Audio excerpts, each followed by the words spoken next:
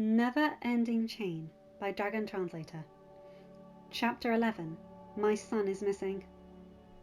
Hiccup looked at Toothless's soft grunt. Hawk walked into the academy, glancing around. He spied Hiccup and jerked a thumb over his shoulder. Hiccup nodded his head. He caught Astrid's eye and jerked his chin towards the entrance. She nodded, but turned back as Flemmer called her name. Just after Stoic somehow managed to convince Heather's parents to return to their island before winter, Flemmer had approached Hiccup with an idea. She and the other farmers often taught Viking children about plants native to the island. Some were good and edible, but others were best avoided unless you were apprenticing to Gothi. With dragons now living on the island, Flemmer wondered if their young could need the same lesson. Hiccup loved the idea, though he did ask her to add a lesson on what farming was.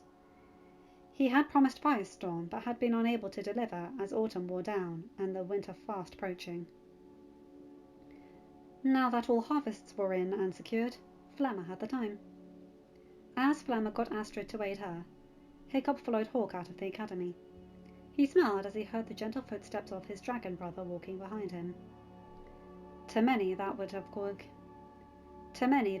given cause for alarm, even now with peace between dragons and humans. To Hiccup, it gave comfort. They stopped at the edge of the sea stack used for wrestling and sparring duels during Thorfest. Hawk pointed down at the bay. Hiccup looked down, and his brow furrowed. He looked back to the head shipbuilder. "Who said he need to speak with you, lass?"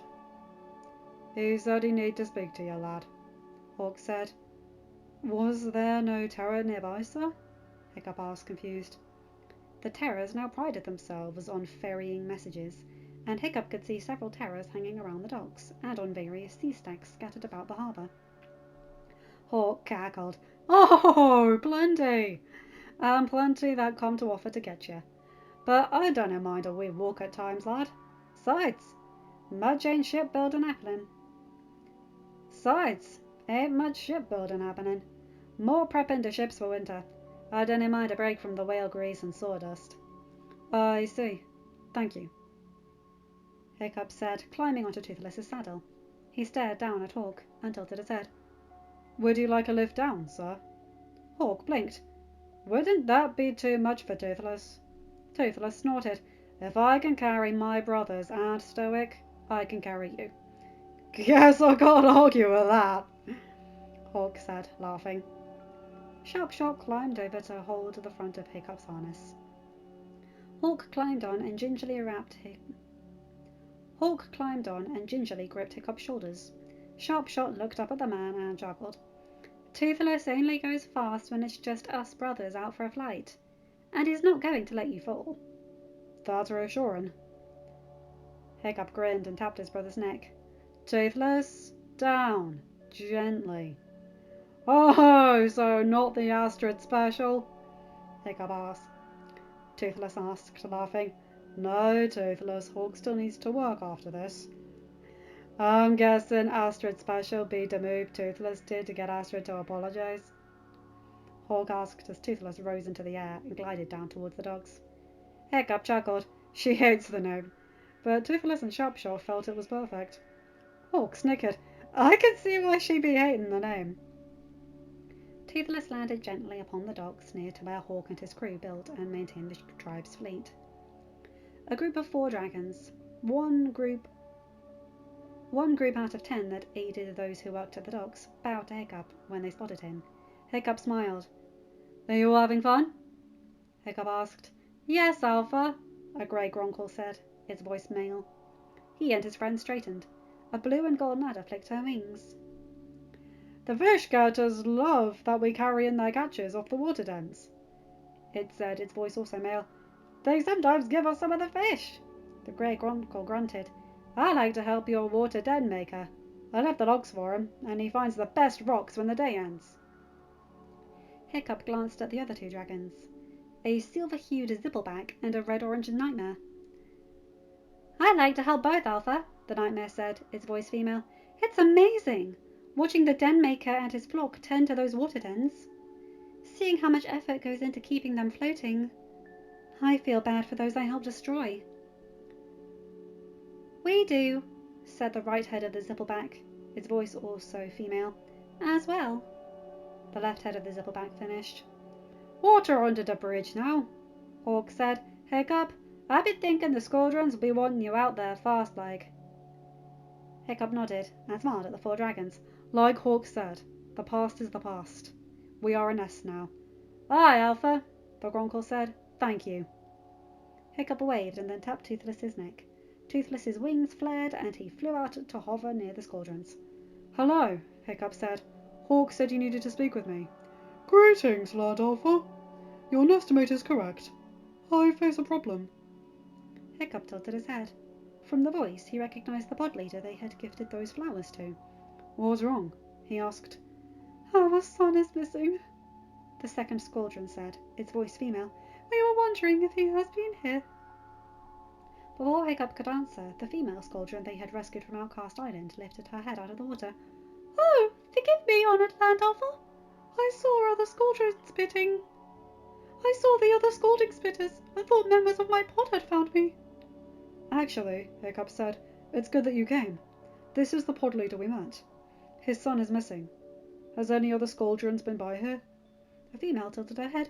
No, Land Alpha. No, Honoured Land Alpha, she said.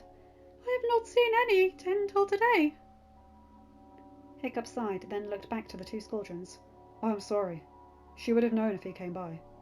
The pod leader stared at the female squadron, then looked at Hiccup. I see. Thank you for taking the time to speak with me. My son has just passed from youngling to adult, so he has taken to wandering often. This is the longest he has been gone, though. I can ask some dragons to look out for him, as they are out on patrols, or helping our fishing ships, Hiccup said. Thank you, Land Alpha. That sets my mind somewhat at ease. The pod leader looked at the female again. Your pod is lost? I was captured by some humans, and the Honoured Land Alpha directed some of his nest warriors to free me. He has allowed me to rest in the waters around his nest until my pod can be found. When were you captured? The pod leader's mate. When were you captured? The pod leader's mate asked. 3 moon cycles ago. The other squadrons looked at each other, then stared at the female. Your pod leader asked me not long ago after you, when you were taken. Your pod leader asked me not long ago after you were taken if I had seen you. The pod leader said, They have been scouring the waters searching for you. They have not come this way because they did not know the war between the humans and dragons had ended. The female squeaked, Do you know which way they were going when you last spoke to them? To the southeast, not far from a Tusk King's nest. I do not know if they are still there or not.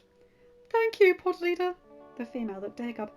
Honoured Land Alpha, I thank you for letting me rest here, but I must travel to see if my pod is still there.